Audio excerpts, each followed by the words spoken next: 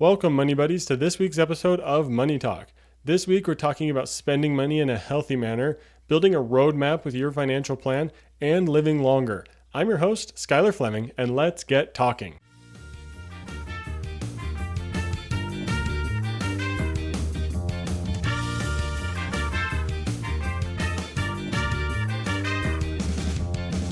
So money is a tool that we use every single day, but we're often told that spending is the enemy of building wealth. Today we're diving into a more nuanced view of spending. We're going to explore how spending, it's not truly all bad. We're going to talk about how to develop a healthy relationship with our money, and we're going to find a sweet spot between enjoying life today while saving for tomorrow. Let's challenge the notion today that spending is always negative, because honestly, it can be a positive and enjoyable thing. And today we're going to learn how you can spend intentionally in a way that aligns with your values and goals. And today's Money Buddy is Jesse Hurst. Jesse Hurst is a CFP and a senior wealth manager and CEO of Impel Wealth Management. With over 30 years of experience, he helps individuals and families navigate retirement, investments, and estate planning with clarity and confidence. Jesse just recently published a book called Poponomics, and you can find that link in the show notes. But today we're going to have a great conversation with Jesse, and I'm really excited for it.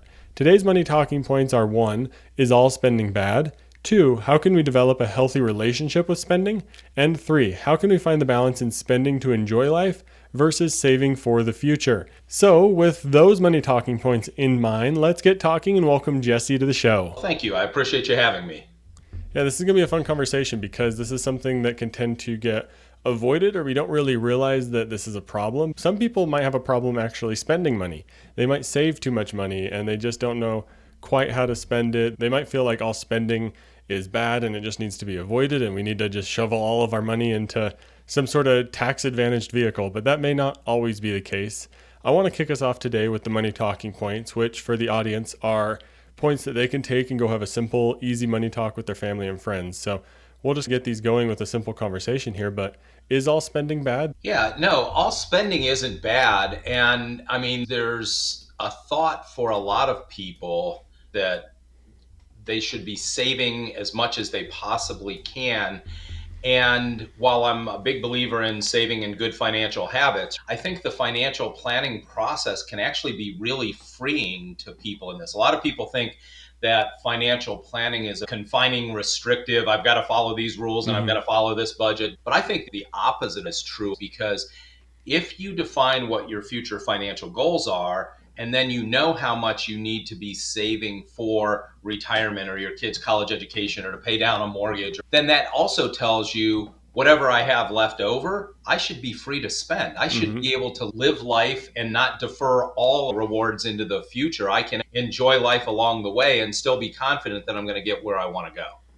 Yeah, I love that framework. And I've been honestly talking about that over the last few episodes of build your guardrails, build your framework that you need to stay within. And then when you're within that, who cares what you do with the rest of your money? If you want to spend it, spend it. Want to save more of it. Yep. So I love that idea. Yep. Yeah, and it's interesting. The other thing that I find, and I talk with clients about this a lot, I have about 140 client families that I work with, and I would say probably somewhere between a third and a half of them have this mindset. If you think about your financial life in two broad brushstrokes, right? You go from the day you start working, saving for, future, to the day you retire is like the accumulation phase of life. And then from the day you retire to the day you die is the distribution phase of life.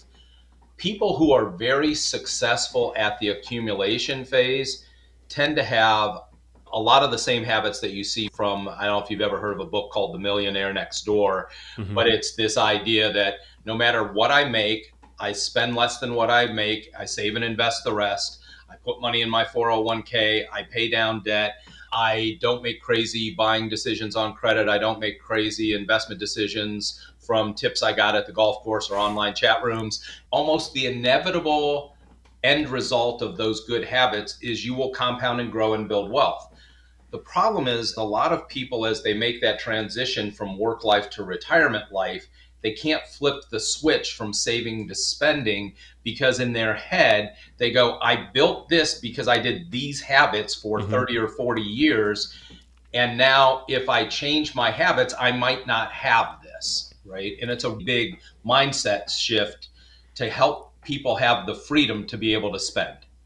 Yeah, I totally believe that because you've worked so hard to build this nest egg of what, $2-3 million, something like that. And it's kind of the whole point is to use it, but it's so hard to get to that point where you're comfortable tearing it down because you did build it up. But the whole point of it was to build it up to be able to use it. How can we start maybe a little bit earlier before we actually get to that point where we have to spend it?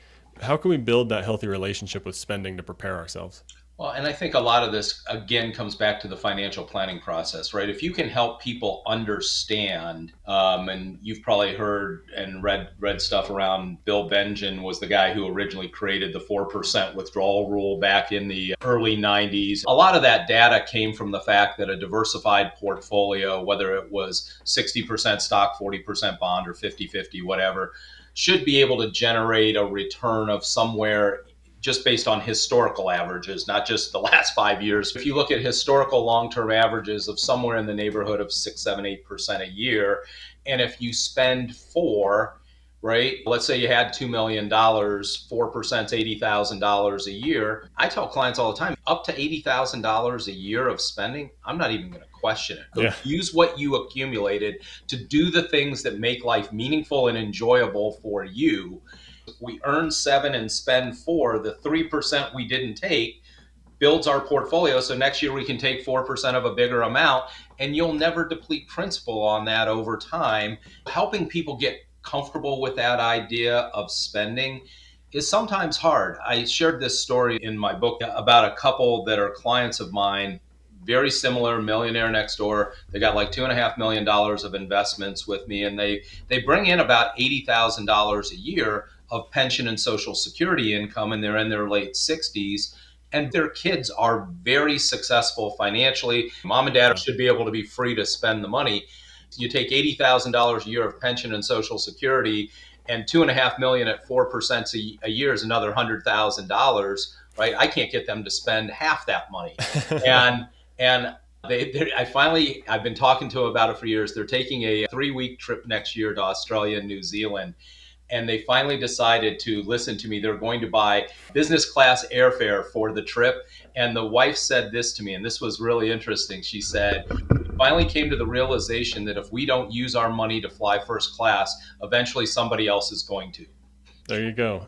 And that's true because if you don't use it, kids are going to use it. And that's also potentially why like most wealth is gone by the grandkids, right? That's kind of the cycle is that it doesn't get to carry on. So if it's going to be gone anyways, I kind of like that approach of spend it yourself and enjoy it. Yeah. Well, there's a really good friend of mine who I worked with for 30 years. He was an estate planning attorney, and he used to talk to our clients during their estate planning meetings. In the whole history of mankind, we've only ever figured out 3 things you can do with money. You can spend it, you can save it, or you can give it away. And if you don't give it away while you're living, you'll give it away when you're gone. So take that client that I just shared with you about. They're in their mid 60s, they're retired, they've got more money than they ever thought they were going to have. That means they don't have to save anymore, which only leaves spend it or give it away, right? So what are we going to use these resources for today or in the future to help you accomplish what's important in life for you? And that's different for every person.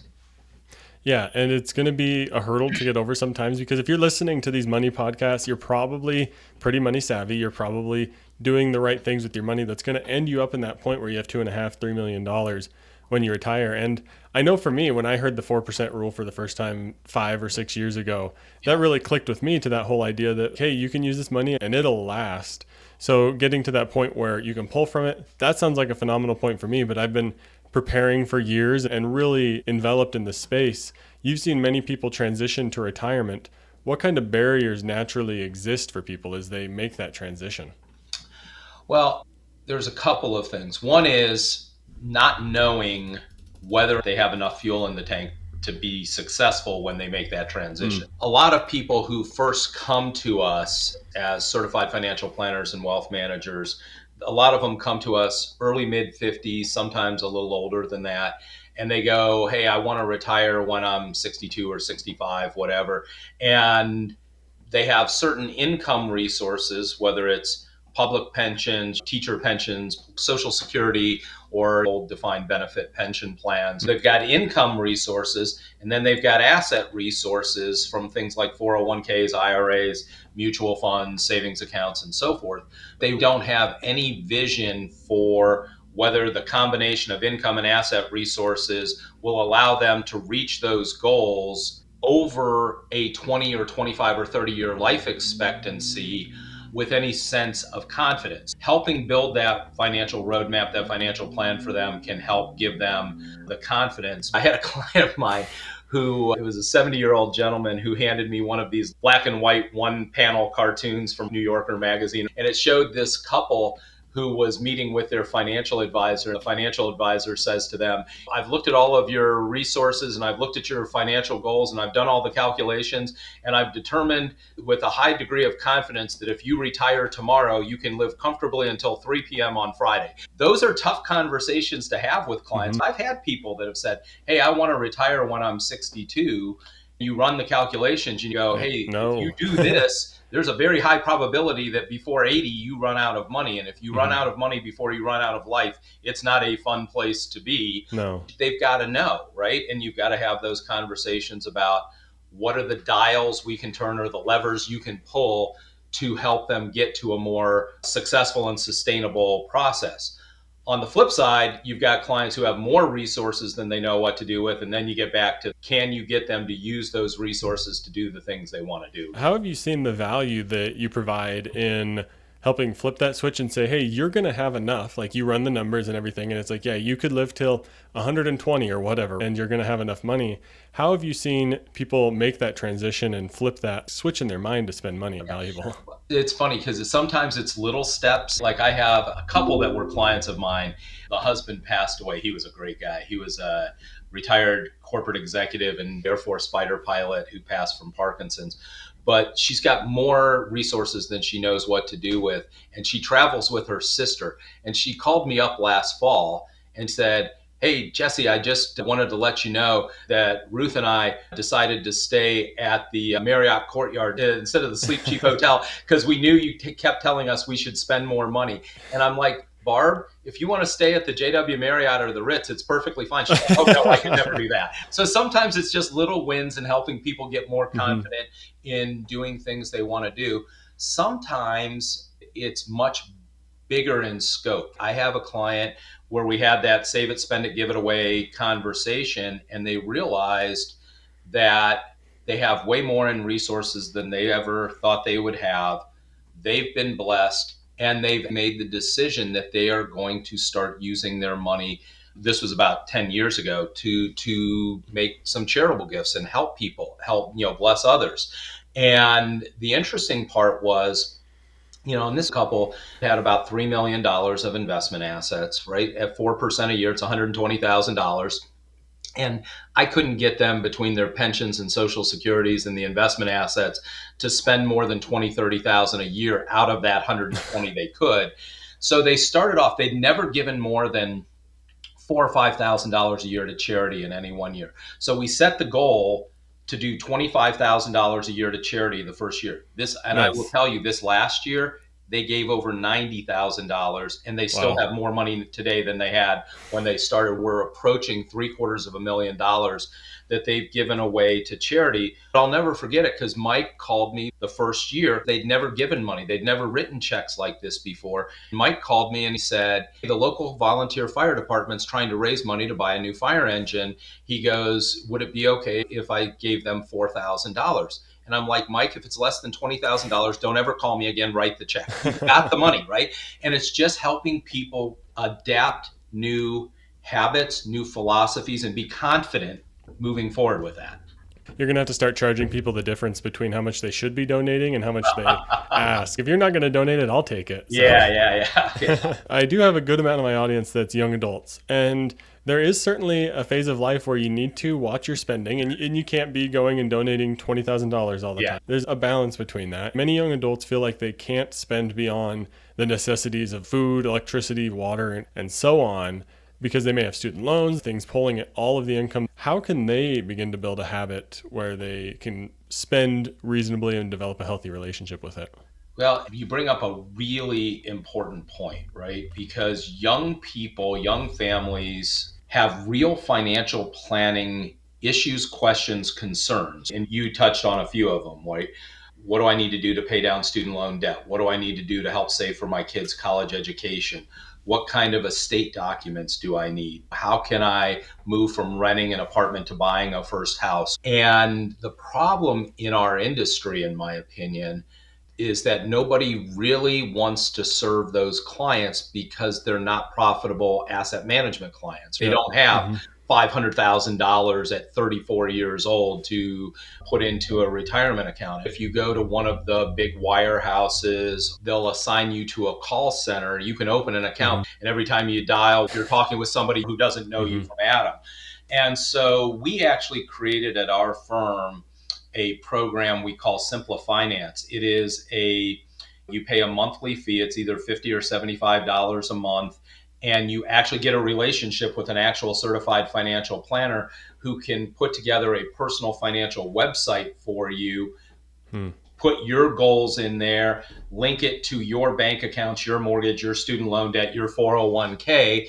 We'll do a Zoom meeting with you twice a year to check in and make sure you're making progress. Because here's the thing, we know that those next gen clients, this is something that's kind of different between my generation and your generation from this standpoint. A lot of people my age or older worked in the same industry or with the same company for 25, 30, Mm-hmm. 40 years. The younger generation, every 3, 5, 7 years, they're changing jobs. When those happen, they're going to have 401k rollovers and they're going to build and Yep. accumulate wealth. And then they'll inherit wealth from parents or grandparents.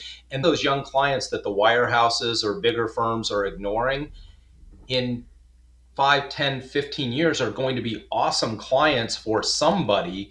We use the analogy that Simple Finance is kind of like the Minute Clinic. It's the med center. You don't need the MD, but you need somebody to give you help and guidance. And then when you need the MD down the road, the MD's down the hall. We use it Yep. as the on ramp to future financial planning for people who have real needs and real questions. That's incredible. That's an amazing setup because young adults are a target market that I really want to help serve because that's my audience. And I've seen the value of learning financial planning, passing the CFP exam, and so forth. By the time this episode comes out, I'm launching a new podcast called Financial Planning for Young Adults, where we're going to target like exactly what you're talking about, how there is potential there.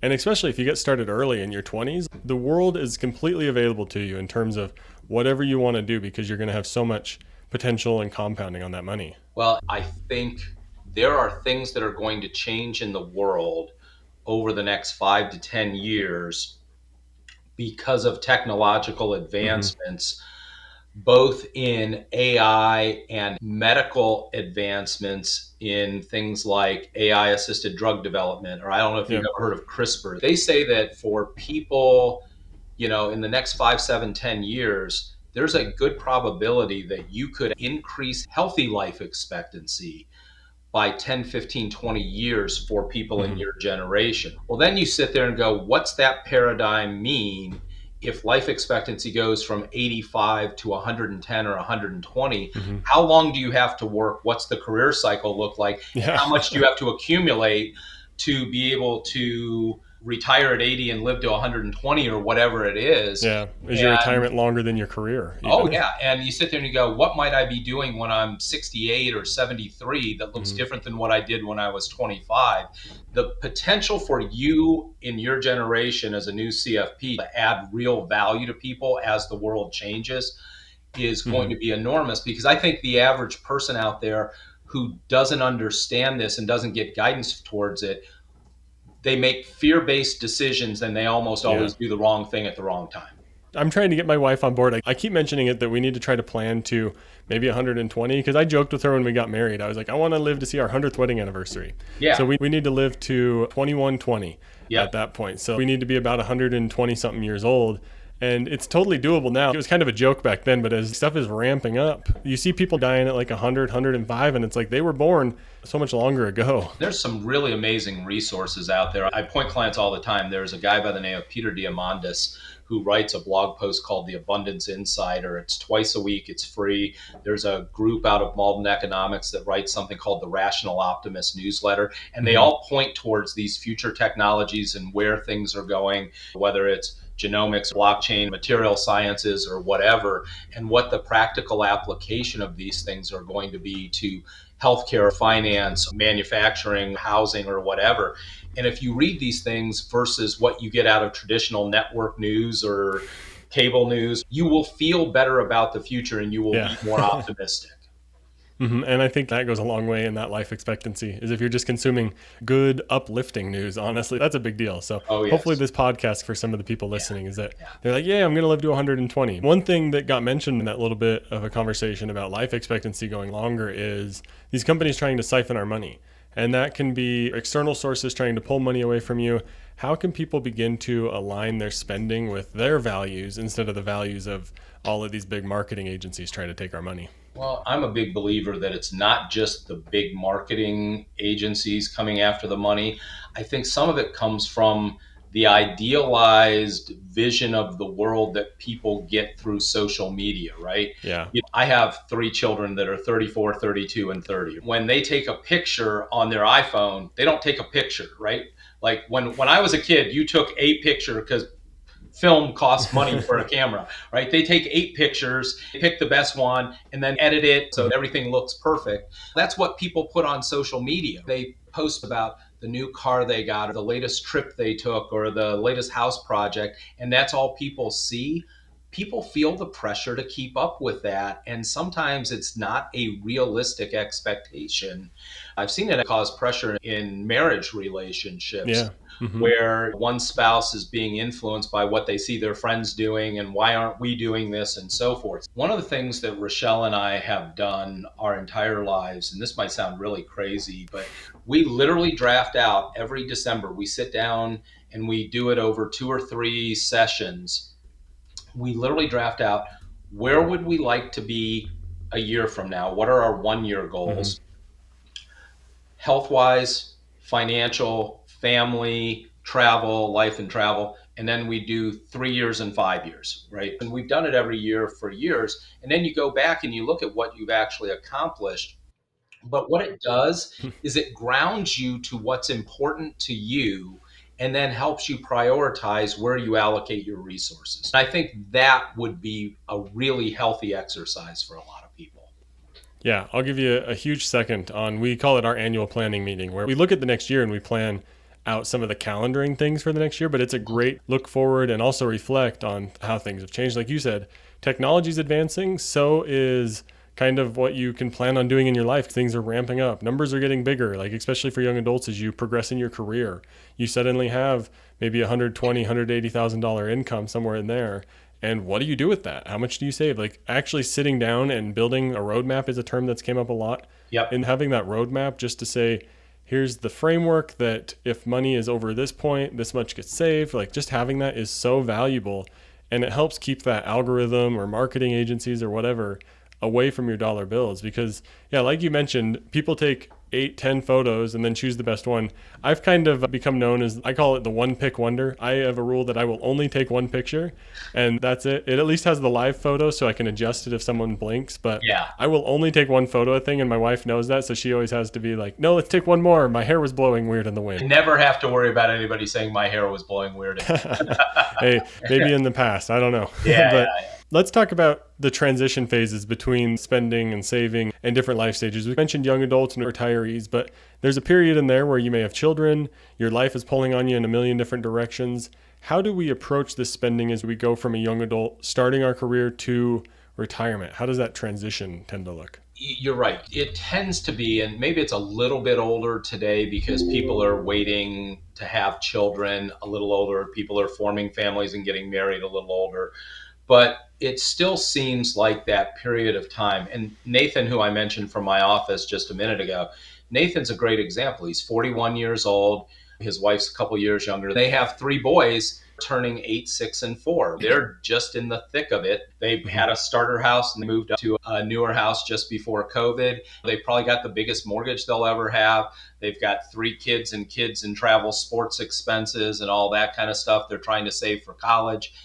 that will be that way for them for the next 10, 12 years, probably until they hit around 50 years old. One of the nice things about, you buy a house and you get a fixed rate mortgage is the mortgage might seem like a lot when you first buy the house. But if your mortgage is, let's say, $2,500 a month, that might be a big number today. But after 8 or 10 years of salary raises and increases, if your mortgage is still $2,500 a month, that's less pressure. If you've saved effectively for college education, and then once the kids head off to college, that's not an expense. Then what you see is a lot of times for people, once they get to somewhere around late 40s to mid 50s, some of that pressure starts to let up. And then the question comes, how much of those extra resources that I'm not putting to college education or not putting to a mortgage anymore have to go towards retirement goals and savings, or how much of that could go towards quality of life today? I'm much more of a believer in shared experiences and shared memories than stuff. I don't want to impose my value system on somebody else. But I'll ask clients a lot of times, do you remember what you got for Christmas when you were 10 years old? Or what you got for your 12th birthday? Nobody remembers that stuff. But I'll ask them, do you remember a family vacation you took with your, where did you go? What did you do? And they always remember that and talk glowingly about it. If those are the things that are valuable, let's use the resources that you don't need to save for retirement or don't need to save for college education and invested in things like that. Those shared memories and shared experiences almost always go up in value over time. Yeah, there's a compounding interest on memories that certainly exists in a similar way it does with money. And I think also you mentioned, or we talk about pressures of life, right? This like pressure to keep up. There's a huge pressure around Christmas gift giving. If you told your family and said, hey, no gifts this year, we're going to take a shared vacation, like that relieves so much pressure just off everyone, because sometimes it's just a pressure to trade $40, $50 gifts instead of just saying, here's money, let's just trade it around. Sometimes it feels that way. I tell Rochelle all the time, my wife, I'm just like, hey, for birthday, anniversary, Christmas, I don't need another polo shirt or a sweater. Let's go do something really fun or cool, right? So my 60th birthday was a week ago, and Rochelle and I were out of town. We actually went to Europe we did a Viking river cruise for my 60th birthday. I joked with a lot of my older clients that turning 60, I've now reached the minimum required age to be eligible to go on a river cruise. And we were still some of the youngest people on the cruise. But we got back, and then last night we had dinner with my son and daughter-in-law. They had gotten me for next summer. My main birthday present from them was they got us a special seating suite for a Cleveland Guardians baseball game for next summer. And it's like, cool. Hey, that's perfect, right? Like we'll get to go hang out with them, spend time together. That's way more meaningful than a bottle of wine or a sweater or whatever people might get, right? Yeah, something that sits on a shelf or sits in a closet. Yeah, and honestly, if someone gets you something nice and says, hey, this is your gifts for the entire year, most people, like if it's something like that where there's experiences, they'll be like, cool, because you'll remember it and think about it throughout the entire year. So that's a way to relieve some pressure around spending. Do it in a way that you can experience it and remember it over time. But I do want to talk about your book a little bit here as we're racing towards the end of this. You mentioned it's Poponomics, right? Yes. And how does pop culture help us teach financial literacy, or how do you use it with spending? Yeah, it's not so much that it itself, the pop culture references teach the lesson. What I've found is it makes it memorable for people because they remember, they read something. So let me back up for just a second. So I've written blog posts for about 15 years now, right? It being a firm where I had two other business partners. So when we started that firm in 1997, my two business partners were 48 and 44, and I was 31. I was the you in that group. So we each took turns writing blog posts, and I'd write one or two a month. When my partners retired and I formed Impel Wealth Management, the firm I own now, about almost 9 years ago, the writing was on me. So then I was doing one a week. And in 2020, when COVID hit and face-to-face meetings shut down, I doubled down on that and started writing 2 blog posts a week to keep people up to date with thought process and so forth. And what I found was in late 2020, there was a report that said at the end of 2019, the US economy was $21.7 trillion in size. By June 30th of 2020, with the COVID shutdowns, the economy had shrunk from 21.7 to 19.5 trillion dollars. And the first thought was, man, the COVID shutdowns have dug like a 2.2 trillion dollar hole in the US economy.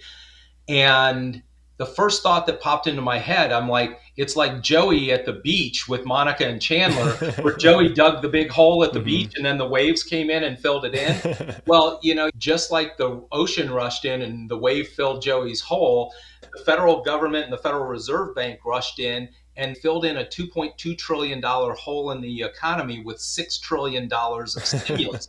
And you kind of went, oh, there's probably going to be some unintended consequences from that. So I wrote a blog post titled, The One Where Joey and the Economy Dug a Hole. And I related the whole thing to the Friends episode. People loved it. And they were like, They got it. And it was funny. And it wasn't just some dry, boring economic thing. So then I try to find some either classic rock music, movies, TV, just to frame a reference point for clients. There's a song from Led Zeppelin called Rock and Roll.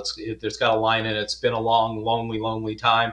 And with international stocks bouncing back up this year, international stocks have been out of favor for so long. They've finally come back into favor. It's been a long, lonely time for international stocks. I had a 73-year-old client in my office a few weeks ago, and she said to me, she sang Led Zeppelin songs around the house all day because I read your blog post. I'm like, perfect. That's all we want, is to make these economic points relatable, fun, and memorable for them. And nostalgia is quite the thing. It can connect concepts, ideas, and it help people remember you. So I love that idea. And even thinking, you can even almost relate it to, because there's always like in TV shows and stuff like that, there's also financial episodes where they'll kind of joke around some financial topics. Those can be a great one too.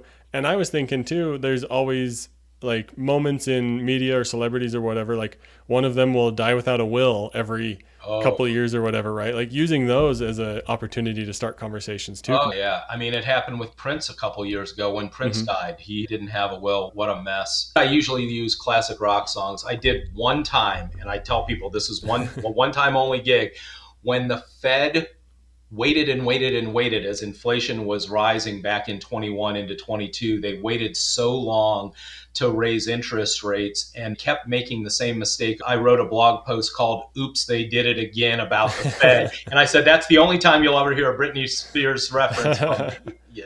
That's hilarious. But even for you, I'm sure that helps you remember certain moments in the economy, even just in your own writing and education. Yeah, what the blog posts are really helpful for me for a number of reasons. I started my career about 8 weeks before the stock market crash of 87. One of my claims to fame is I was a financial advisor in October of 87 when the stock market crashed, and none of my clients lost any money, largely because I was so new to the business that I didn't really have any clients yet. Every month for 38 years, I've read 800 pages of economic and political commentary. Writing 8 or 10 blog posts a month helps me assimilate my thought process around everything that I've read. And it's also on our website. If you go to the Impel Wealth website and look under resources, there's a blog tab. All the blog posts for the last 8 or 9 years are there. So if a client asks me a question about something, I've had clients ask me questions about, is the US dollar really going to remain the reserve currency and so forth. And I used the Tom Petty song, It's Good to Be King, to write a blog post back in 2022 about the dollar and its reserve currency. I said, let me just go to this blog post and I'll show you what I wrote. The other thing that it does for clients is they go, oh, he didn't just give me some off the cuff answer. He's actually thought about this and written about this. Yeah. Like they go, he knows about it. Right. Yeah, exactly. It's not just an AI generated response that you emailed over to him. But, this has been fantastic. I'm glad you're starting to mention your website and your book here. 2 final questions for you as we round this one out. Yep. The first one's going to be, how can people connect with you? What is your website? Where can they find your book? The name of our firm is Impel Wealth Management. When I came out of the other partnership and we formed Impel Wealth, people were like, why did you name it that? Well, impel is a word that means to impart motion towards a future goal or destination, or to give somebody the confidence to move forward. So I love that. The other great thing about Impel Wealth is nobody's ever heard the word Impel. So when you type it into Google, we're the first one that pops up, which is a big deal, right? So impelwealth.com is the website, and all of our bio and background information. But I always encourage people to check out the blog posts and the video page, because we've got a pretty substantial YouTube video library on there as well. Fantastic. And of course, links will be in the show notes, but we'll go ahead and round out here with the last question. We've had a great conversation today about spending, making sure you're having a healthy relationship from early in your career through that messy middle phase all the way through retirement. If you were to start out today and have a healthy relationship with spending, what's one thing you wish you knew that you know now? I wish I understood, turning 60, when if I look back 30, 35 years ago, I don't think I, as a young financial advisor, quite understood the balance between what needed to be done to save for the future versus what could be spent and enjoy life today, right? So I think the sooner you start the planning process and the more you define that, the more it gives you confidence, not only that you're doing what you need for the future, but also gives you the confidence to be able to enjoy life along the way with the rest. And I think if more people had some definition around that, it would certainly be helpful to them. Yeah, that's phenomenal. Jesse, this has been a fantastic money talk. Thank you so much for coming on the show. Thank you. It's been great. I had a lot of fun.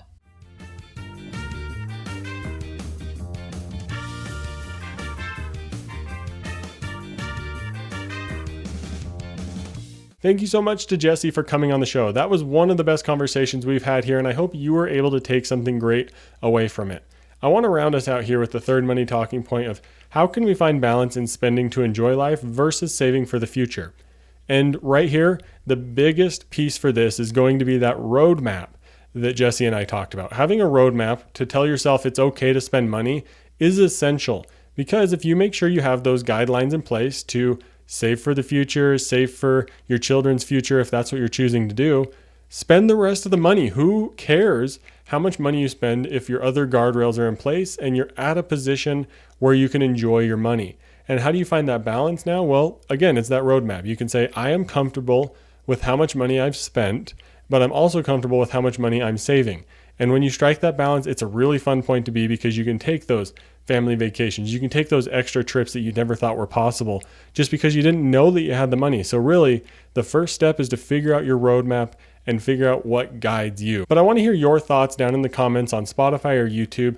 How do you find the balance in spending to enjoy life now versus saving for the future? But what a valuable conversation we had today, and I hope you were able to take something big away from it. The key takeaway for me is that financial planning, it's not about restriction, it's about freedom. And once you know your numbers and you're able to build your roadmap, that's where guilt-free spending can happen, and that's where you can really enjoy money. And that's where it can be fun and can truly be a tool. Whether you're in your 20s building wealth or you're approaching retirement with millions saved, the goal is the same. Use your resources to create meaningful experiences and enjoy your life. So if you enjoyed today's episode, make sure you subscribe to Money Talk, but also head into the show notes and check out my new podcast, Financial Planning for Young Adults. You're going to love it. We're going to deep dive into topics just like this, but for the next generation. I'm going to help young adults begin to build wealth and crack the code on those complex financial planning topics in a simple and easy to understand way using stories, research, and case studies. It's a fun show, so be sure to head over and check it out. But if you have any questions or comments,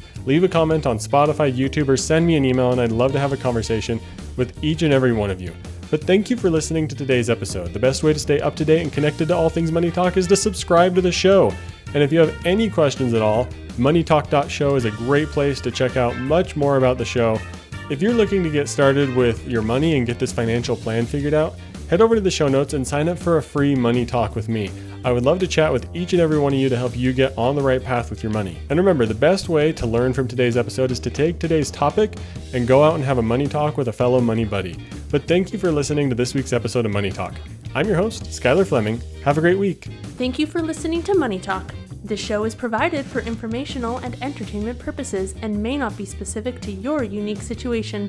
Please be sure to do additional research before making any financial decisions.